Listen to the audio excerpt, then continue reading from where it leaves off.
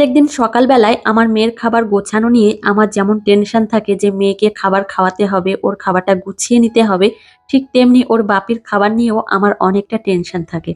সকালবেলায় যখন আমি রান্নাবান্না করি তখন তো আমি ছোলাটা সেদ্ধ করে নিই, কিন্তু তারপরেও অনেক কাজ থাকে। ওর সঙ্গে অনেক স্যালাড অ্যাড করতে হয়। তো আজকে সকালবেলায় ভাবলাম যে আমার বরের খাবারটা দিয়েই আমি ব্লগটা শুরু করি। তো হ্যালো এভরিওয়ান, গুড মর্নিং। কেমন আছো সবাই? আশা করছি তোমরা খুব ভালো আছো। যে যেখানেই আছো সুস্থ আছো। আমিও বেশ ভালোই আছি। আজ আরো একটি নতুন ব্লগে তোমাদেরকে জানাই অনেক স্বাগত, অনেক ভালোবাসা। আদিশ্রী এখনো পর্যন্ত ঘুম থেকে ওঠেনি, ওর বাপিও ওঠেনি অবশ্য। তো ভাবলাম যে ওর বাপের খাবারটা গুছিয়ে রেখেই তারপর আমি আদিশ্রীকে ঘুম থেকে তুলবো। আজ আদিশ্রীর স্কুল নেই, সেই জন্য আমি ওকে তাড়াতাড়ি করে ঘুম থেকে তুলছি না। ভাবলাম ও একটু ঘুমিয়ে থাকুক, একটু বাদেই তুলবো। এদিকে ছোলা সেদ্ধ করে নিয়ে এসেছি, আর এদিকে স্যালাড কেটে রেখেছি, এখন এর সঙ্গে অ্যাড করেই রাখবো। আমার বরমশাইয়ের খাবার রেডি করে না রাখলে ও আবার না খেয়ে চলে যাবে, সেই জন্য ভাবলাম যে রেডি করেই রাখি। তারপর মেয়েকে ঘুম থেকে তুলে ওকে তো আবার ফ্রেশ করাতে হবে, ওর পেছনে একটু সময় দিতে হবে। তার আগে ভালো আমি ওর খাবারটা রেডি করে নিই। তো এদিকে দেখো, খাবারটা একদমই রেডি করা হয়ে গেছে। এর মধ্যে কি কি দিয়েছি তোমাদের একটু বলি। এর মধ্যে সেদ্ধ ছোলা রয়েছে, তারপর শসা কুচি দিয়েছি, টমেটো কুচি দিয়েছি, কাঁচা লঙ্কা কুচি রয়েছে, আর পেঁয়াজ কুচিও দিই, কিন্তু আজ সোমবার জন্য আমি পেঁয়াজ কুচি দিইনি। আর একটা ডিম সিদ্ধ দিই প্রত্যেক দিন, সেটাও দেওয়া হয়নি। তো এদিকে খাবারটা গুছিয়ে নিয়েছি, তারপর ভাবলাম যে কিছু বাসন রয়েছে, তাহলে এখন একবারে ধুয়ে এখানে উপুড় করে রেখে তারপর আমি আমার মেয়ের ঘরে যাব, গিয়ে ওকে আবার ঘুম থেকে তুলবো। তো ঘুম থেকে উঠতেই চায় না, শুধু ডাকতেই থাকে, আদিশ্রী ওঠো, আদিশ্রী ওঠো। কিন্তু না, ওঠে না, কোনো দিন উঠতেই চায় না, এত পরিমাণে কান্নাকাটি করে। পুরো সকালটাই একদম কি বলবো, কান্নাকাটি করেই কাটিয়ে দেয়। আমার বরমশাই এই খাবারটা বেশ কয়েক মাস ধরে খাচ্ছে আর খুব উপকারী। তবে আমাকে বলে যে তুমি প্রত্যেকদিন এই খাবারটা খাবে, কিন্তু আমার একদমই ভালো লাগে না। আর কিছুক্ষণ পরেই আমার খিদে লেগে যায়। আমি এই ২-১ দিন মতো খেয়েছিলাম, কিন্তু আমার প্রচন্ড পরিমাণে খিদে পেয়ে যায়, সেই জন্য এই খাবারটা খাওয়া আমি একদমই বন্ধ করে দিয়েছি, কিন্তু ও প্রত্যেকদিন খায়। তো এদিকে চলে এসেছি এখন আদিশ্রীকে ঘুম থেকে তুলতে। ওকে তো বারবার ডাকছি, মাম্মা মোঠো, মাম্মা মোঠো, কিন্তু আমার কথা শুনছেই না। আবার কান্নাকাটি করছে, আবার চেঁচিয়েই উঠছে। তো যাই হোক, এইভাবে ওকে ডাকতেই থাকবো যতক্ষণ না ওঠে। তোর বাপিকে মাঝে মধ্যে বলি তুমি তো একটু ওকে ঘুম থেকে তুলে দিতে পারো, কিন্তু ও ওর সঙ্গে শুয়ে থাকবে। তো আমাকে প্রত্যেকদিন ওকে তুলতে হয়। প্রত্যেকদিন আমি নিচে রান্না বান্না করে তারপর ওপরে আসবো। ওপরে এসে তারপর আদিশ্রীকে ডাকবো যে আদিশ্রী ওঠো, আদিশ্রী ওঠো। এইভাবে অনেকটা সময় নিয়ে তারপর আস্তে আস্তে করে ঘুম থেকে ওঠে। আজ হলো মে মাসের ৪ তারিখ, আর বারটি হচ্ছে সোমবার। তো আজকের দিনে ভোটের রেজাল্ট। তো সকাল থেকেই সত্যি বলতে এত পরিমাণে বাজি ফাটছে, কে জিতবে কে হারবে সেটাই মনে মনে ভাবছি। তো যাই হোক, এদিকে আমার মেয়ে তো ঘুম থেকে উঠে গেছে, আর প্রত্যেক দিনের মতো ওর বাপির কাঁধে করে এখন যাচ্ছে নিচের দিকে। আমিও যাব ওর পেছন পেছন। আর ওকে আবার ব্রাশ করাতে হবে। এখন আর বিছানাটা তোলা হলো না, বিছানাটা তুলবো হচ্ছে একটু পরে, মানে একটু পরে বলতে আদিশ্রীকে খাইয়ে দাইয়ে আসবো তারপরে। আর আমার ওপরের ঘরে তেমন কেউ আসে না, সেই জন্য একটু দেরি করে বিছানা তুললেও কোনো অসুবিধা হয় না। এদিকে আদিশ্রী এখন উঠানের দিকে এসেছে, ব্রাশও করছে। তো আমাকে বলছে, মা এগুলো কি? তো আমি বললাম এগুলো হচ্ছে আম, তো তোমার ঠাম্মি এগুলো শুকাতে দিয়েছে। তো ও আমাকে কি বলছে জানো? আমাকে বলছে, মা এগুলো আলু। আমি বললাম না, এগুলো আলু না, এগুলো হচ্ছে আম। তো যাই হোক, এই কলসিগুলো শুকিয়ে দিদি বাড়িতে পাঠাবে আমার শাশুড়ি মা। তো সেই জন্য এগুলো বানাচ্ছে। আর এদিকে আমার মেয়েকে ফ্রেশ করিয়ে দিয়েছি, তারপর চলে এসেছি আমি রান্নাঘরে। তো মেয়ের জন্য এখন খাবার রেডি করছি। সকালবেলায় আদিশ্রীর জন্য আমি ওটস রান্না করেছি। তো এখন ওটসের মধ্যে একটা কলা অ্যাড করব। তো ওকে আমি ঠোঁটে কলাটাই বেশি খাইয়ে থাকি। তো এদিকে দেখো আমার মেয়ের খাবারটা রেডি করে নিয়েছি, ওকে এখন খাইয়ে দেবো। বেশ অনেকটা সময় লাগে আদিশ্রীকে খাবার খাওয়াতে, অনেকটা সময় লাগে।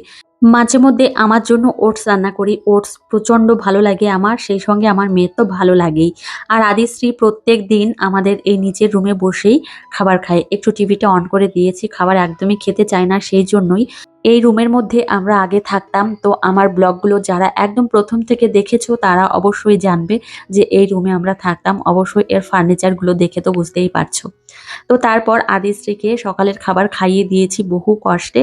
তো এদিকে তারপর ওর বাপির সঙ্গে একটু গিয়েছিল রাস্তার দিকে। তারপর এদিকে আবার চলে এসেছি ঘরে। এখন বলল, মা একটু খেলা করব। তো এদিকে এই ব্লগগুলো নিয়ে এসেছে, এগুলো নিয়ে এখন খেলা করবে। মানে খেলা করবে বলতে এখন খেলা করছে আদিশ্রী।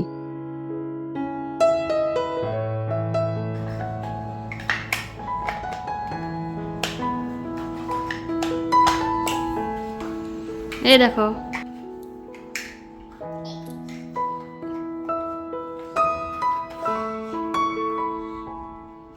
এদিকে আদিশ্রী বেশ অনেকক্ষণ ধরে খেলা করছে আর এইভাবেই আমার সঙ্গে সঙ্গে থাকে আর ঘরের মধ্যে বসে খেলা করে। আদিশ্রী তো কোথাও যায় না, আমাদের সঙ্গেই থাকে আর ঘরের মধ্যে ওর যে খেলনাগুলো রয়েছে সেগুলো নিয়েই খেলতে থাকে। তো এখন প্রায় 11:30 বেজে গেছে, তো ভাবলাম মেয়েকে দুটো মৌসুম্বি লেবুর রস খাইয়ে দিই। অনেকদিন হয়েছে ওকে মৌসুম্বি লেবুর রস খাওয়ানো হয় না। বাড়িতে থাকলে তো ওকে আমি প্রত্যেক দিনই ফল খাওয়াই, ডিম খাওয়াই, কিন্তু স্কুলে চলে গেলে তারপর আর খাওয়ানো হয় না। দেরি করে ঘুম থেকে ওঠে আর স্নান করে সকালে খাবার খেয়েই চলে যায়। আর টিফিন পাঠালে তো সেটা খায় না, টিফিন নিয়ে বাড়িতে চলে আসে। তো এই ৪ মাস ধরে একই রকমভাবে চলছে। আমার মনে হয় যে এই বছরটাই ও হয়তো টিফিন খাবে না, কি সামনের বছরও না খেতে পারে। কিন্তু প্রত্যেকদিন চেষ্টা করি ওকে টিফিন দেওয়ার, কি করব? প্রচণ্ড কষ্ট লাগে, মানে প্রচণ্ড খারাপ লাগে। অন্যান্য বাচ্চারা সবাই টিফিন খায় কিন্তু আদিশ্রী খায় না। সেই সকালবেলায় বাড়ি থেকে খেয়ে যায় আর স্কুলে গিয়ে খায় না। শুধুমাত্র হয়তো মাঝে মধ্যে একটু জল খায়, বাকি কোনো কিছুই খায় না। ম্যাম আমাকে সেই নিয়ে অভিযোগও করেন যে আদিশ্রী কোনো কিছুই খায় না। তো কি করব? কিছু বলেও তো কোনো লাভ নেই। ওকে কোনো কিছু বলে লাভ আছে? ও তো অনেকটাই ছোট। তো এই হচ্ছে ব্যাপার। তো এদিকে দেখো মৌসুমী লেবুর রস বের করে নিয়েছি। এখন মেয়েকে খাইয়ে দেব। তো আদিশ্রীকে ভাবলাম এখানে বসিয়েই খাইয়ে দিই। আমার মনের মধ্যে সবসময় একটা দুঃখ এবং কষ্ট, সেটা বলতে পারো আমার মেয়ে খেতে চায় না, সেজন্য আমার মনে এখন খুবই দুঃখ এবং কষ্ট। কবে যে নিজের মতো করে একটু খাবে আর কবে যে বলবে মা আমার জন্য এটা তৈরি করে দাও, এটা আমি খাবো, সেটাই আমি মনে মনে ভাবি। আর ঠাকুরকে বলি ঠাকুর কবে যে আমার মেয়ে বলবে যে মা আমার জন্য এটা রান্না করে দাও বা এটা আমার খেতে ইচ্ছা করছে। মাম্মা, মাম্মা, তোমার লেবু খাওয়া হয়ে গেছে? মুছে দেবো? ওইখান থেকে ধুয়ে দেবো? আচ্ছা, এখন স্নান করবে কোলে? তুমি নামতে পারো না মা? তুমি নামতে পারো না? না, পড়ে যাবে মা, পড়ে যাবে। এসো এসো এসো এসো এসো আমার বেবি, এসো বেবি, বেবি। আজকে সকাল থেকেই ওয়েদার এতটা পরিমাণে খারাপ, কি বলবো, প্রচন্ড গরম তো পড়েছে, সেই সঙ্গে বৃষ্টিও অল্প অল্প হয়েছিল। তো আমার শ্বশুরমশাই তো সকাল থেকে বাড়িতেই নেই, আমাদের জমিতে ধান কেটেছে। আজ হয়তো ধান বাড়িতে নিয়ে আসবে। তো বেশি না, ২ বিঘা মতো ধান হয়তো কেটেছে আর বাকি ধান এখনো পর্যন্ত কাটেনি। ওয়েদার এই যে কদিন ধরে এতটা পরিমাণে খারাপ ছিল, সেই জন্য বাকি ধান কাটেনি, ২ বিঘা মতো কেটেছে।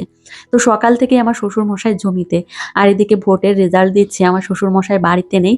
সত্যি আমি মনে মনে ভাবছি বাবা প্রত্যেক বছর নিউজ দেখে কিন্তু এবার আর দেখতে পাচ্ছি না, এবার জমিতেই পড়ে রয়েছে।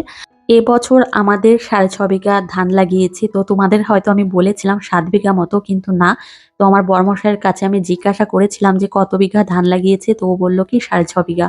আর আমার বড়মশাইও জমিতে গেছে, বাড়িতে এসে আবার জমিতে গেছে। তো বাবা রয়েছে সেই জন্যই। আর এদিকে আমার মেয়েকে দেখো স্নান করিয়ে নিয়ে ঘরে নিয়ে এসেছি, এখন ওকে রেডি করিয়ে দিচ্ছি। প্রচন্ড পরিমাণে গরম, কি বলবো, কোনো কিছুই ভালো লাগে না গরমের দিনে, জানো তো। তো এদিকে মেয়েটাকে রেডি করানো হয়ে গেছে, তো ওকে আবার দুপুরের খাবার খাওয়াতে হবে। তো ভাবছিলাম যে ওকে নিয়ে একটু বই নিয়ে বসবো, ছুটির দিন রয়েছে। তো আদিশ্রীকে বলছিলাম যে আদিশ্রী তুমি কি এখন একটু বই মাম্মা, নিয়ে বসবে? আদিশ্রী এখন কি করবে? বই পড়বে এখন একটু? না বই, চলো ছড়া পড়বো মা। না বই, চাঁদ উঠেছে, ফুল ফুটেছে, এগুলো পড়বে না? না লাগে। চলো মা, কালকে থেকে আবার স্কুল, চলো। তো এদিকে দেখো বেড কভার বের করে রেখেছি, তো এটা চেঞ্জ করে আবার বিছিয়ে দেবো। একটু পরেই করবো, এখন আর করবো না। মেয়েকে আগে দুপুরে খাইয়ে দাইয়ে দেবো, তারপর চেঞ্জ করব। চলো মামা, চলো, এসো না, এসো এসো, প্রচণ্ড গরম লাগছে। চলো চলো চলো। আসলে কি বলতো, এই ছুটির দিনগুলোতে সারাটা দিনই প্রায় খেলাধুলোর মধ্যেই থাকে। সকালবেলায় দেরি করে ঘুম থেকে ওঠে আর ভাবে কি যে দুপুরবেলায় তাহলে ওকে নিয়ে একটু বই নিয়ে বসি। আর দুপুরের দিকে তো আমার রান্না বান্না নেই, দুপুরবেলায় আমার শাশুড়ি মা রান্না করে আর সকালে আর রাত্রেবেলায় তো আমি রান্না করি। তো সেই জন্য এই দুপুরবেলায় ভাবি ওর সঙ্গে তাহলে ০.৫ ঘন্টা হলেও বা ১ ঘন্টা হলেও ওকে নিয়ে একটু বই নিয়ে বসবো। তো সেই জন্য ওকে বলছিলাম, কিন্তু ও আজকে বই নিয়ে বসতেই চাইছে না। তো এদিকে চলে এসেছি রান্নাঘরে। তো আমাদের বাড়িতে দুপুরবেলায় কাঠের উনানে রান্না হয়, সেটা তো তোমরা অনেকেই জানো। তো এসে দেখলাম যে ডাল রান্না হয়ে গেছে, ভাতও হয়ে গেছে। তো ভাবলাম তাহলে আমার মেয়েকে খাইয়ে দেবো। তো আমার শাশুড়ি মা রান্না বান্না করছে, তো এখনো পুরো রান্না কমপ্লিট হয়নি। তো এদিকে দেখো আদিশ্রীর জন্য ভাত নিয়ে নিয়েছি। এদিকে দেখো মুগের ডাল রান্না হয়েছে। আমাদের বাড়িতে সোমবার দিন মুগের ডালটা বেশি রান্না হয়। তো এদিকে কচি কচি ডাঁটা দিয়ে মুগের ডাল রান্না হয়েছে, এটাই আদিশ্রীকে খাইয়ে দেবো। আর এটা খেতে আমার প্রচন্ড ভালো লাগে, গরমের দিনে তো খুবই ভালো লাগে। তো জানো তো আদিশ্রীকে দুপুরের খাবার খাইয়ে দিয়ে বাইরে এসেছি, ও গেছে ওর ঠাম্মির সঙ্গে পাশের বাড়িতে। তো দেখলাম এতটা পরিমাণে মেঘ হয়েছে, সেই সঙ্গে এদিকে দেখো হাওয়া দিচ্ছে, আকাশে কি পরিমাণে মেঘ হয়েছে দেখো। আর এদিকে আমাদের বাড়িটা ভাবলাম তোমাদের সঙ্গে একটু শেয়ার করে দিই। দেখো আমাদের বাড়িটা, তো অনেকদিন তোমাদের আমাদের বাড়িটা দেখাই না, তো আজ ভাবলাম তোমাদের সঙ্গে একটু শেয়ার করে দিই। তো এদিকে আমি যাব একটু পেছনের দিকে, আদিশ্রী আবার ঘরের পেছনে গিয়েছে কিনা। তো দেখলাম ওর ঠামির সঙ্গে একটু রাস্তার দিকে গিয়েছে। তো এদিকে আমি চলে এসেছি এখন রুমে। তো বেডশিটটা বের করে রেখেছিলাম, তো ভাবলাম কি তাহলে এখন বিছিয়ে দিই। পরে আবার কি ভাবলাম যে থাক আজ আর বিছাবো না, তাহলে কালকেই বিছিয়ে দেবো। তো সেই জন্য আর বিছালাম না। তো এদিকে খাটটা এমনি করে আমি একটু গুছিয়ে নিয়েছি। তো আমার খাটটা গোছানো হয়ে গেছে, আর ভাবলাম তাহলে রান্নাঘরে গিয়ে আমার জন্য একটা ফল কেটে নিই। তো এদিকে আমার জন্য একটা আপেল কাটবো। তো এই ফলগুলো আবার না খেলে জানো তো নষ্ট হয়ে গেলে আমার বর আবার যদি দেখে তাহলে বলবে কি ফল আমি ফেলেই দেবো, খেতে আর হবে না। আর এই আঙুর 4-5 দিনের বেশি হয়ে গেছে নিয়ে এসছে। তো ঘরে ছিল নিচের ঘরে, তো উপরে এনে রেখেছি। আর আঙুরগুলো একটু নষ্ট নষ্ট হয়ে গেছে, মানে এর মুখের দিকের অংশটা কালো হয়ে গেছে। এই আঙুরগুলো যদি আবার আমার বরমশাইকে দিই খেতে, তাহলে আমাকে আবার বকা দেবে। তো এই আঙুরগুলো আমাকেই আস্তে আস্তে করে খেতে হবে। তো ভাবলাম হাতে এখন একটু সময় রয়েছে, তাহলে আমার জন্য একটা আপেল কেটে নিই আর বসে বসে খেয়ে নিই। আদিশ্রীর বাপি বলল কি যে আপেলের নাকি অনেকটা দাম বেড়ে গেছে, এখন কত কি দাম হয়েছে সেটা আর আমি শুনিনি। এমনি এই আপেলটা খেতেও খুব টেস্টি। কিছু কিছু আপেল থাকে এতটা পরিমাণে বেলে টাইপের, গলা এঁটে আসে খেতে গেলে। আবার কিছু কিছু আপেল আবার একটু কোষ্ঠে টাইপের। তো কিন্তু এই আপেলটা খুব মিষ্টি আর খেতেও খুব টেস্টি। যাই হোক বন্ধুরা, এখন আমি আপেলটা খেয়ে নিচ্ছি। আর চলো আজকের ব্লগটি আর বেশি বড় করব না, এখানেই শেষ করব। তোমাদের কেমন লেগেছে অবশ্যই জানিও, আর তোমাদের সঙ্গে দেখা হবে পরের একটা মিষ্টি ব্লগে। টাটা।